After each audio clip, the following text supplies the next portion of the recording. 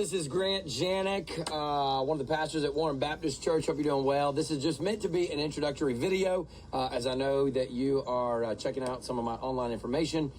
And also what I want to say is kind of just a way to introduce myself to you, let you know about some of the things that I want to be about in building biblical marriages. And part of the reason that you're watching this video, I know, is because that we're in conversation in some way to consider, hey, would you want to go down the road of taking some premarital encouragement? I'm not a professional counselor. It's usually called premarital counseling, but premarital encouragement and ministry and things like that. So what I want to do here is kind of, if I can, paint a little bit of a picture of what I like to walk couples through. Just so you know, even in just the COVID season, I've had about 12 weddings and premaritals that I've been walking through with different people, and have really enjoyed and really counted a privilege to try to do the best I can to set up a one-day husband, a one-day wife, towards a forever God-honoring, I like to call it a winning marriage. And to me, what my definition of winning is a marriage that grows and goes in the way of godliness, which turns into a family that grows and goes in the way of godliness. But I believe it all starts with individuals, a man and a woman, one man, one woman, that is growing and going in the way of godliness as well. So I'm going to talk about winning a lot in life, in marriage, in family, all those kinds of things. And that's kind of that. But yeah, I like to kind of use an arm illustration. So that's what I'm going to do here in this video. And usually this will be kind of a first conversation that I'd have with a couple. But for you to be able to go ahead and watch this video, and just to give me, I kind of evaluate things. Is it green light, good to go? Is it yellow light? You know, kind of like, hey, we got some questions. Or is it a red light? Hey, we don't think we're going to do this. And that's totally understandable, whichever answer you need to give.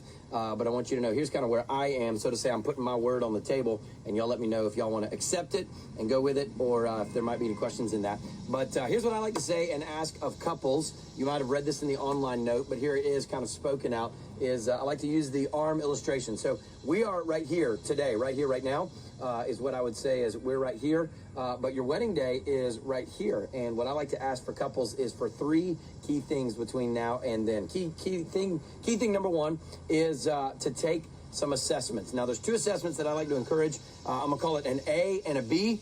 The A one is called Prepare Enrich. It's a little bit older, but it has got some really, really great content in it, and some great discipleship materials for young marrieds and about to be marrieds to walk through. And so A, the Prepare Enrich, it's a little bit older, but it is very, very deep. It's very deep material, and so that's a good thing. Then the B assessment, I would say, is kind of the wide assessment. It's very broad, lots of good things that it considers and looks at, and that's called the Symbis assessment. So each of those is $35. So $35 plus another $35. What I like to say is I'll pitch some money in if it's a money thing, or it might even be good to ask parents or family if they'd be willing to invest into your marriage. So total is $70. That's total for both of those. They're 35 plus 35.